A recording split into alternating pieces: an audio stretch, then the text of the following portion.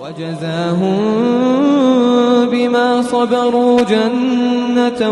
وحريرا متكئين فيها على الأرائك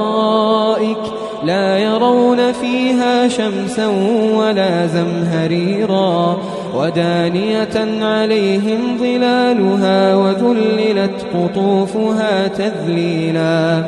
ويطاف عليهم بآنية من فضة وأكواب كانت قوارير من فضة قدروها تقديرا ويسقون فيها كأسا كان مزاجها زنجبيلا عينا فيها تسمى سلسبيلا.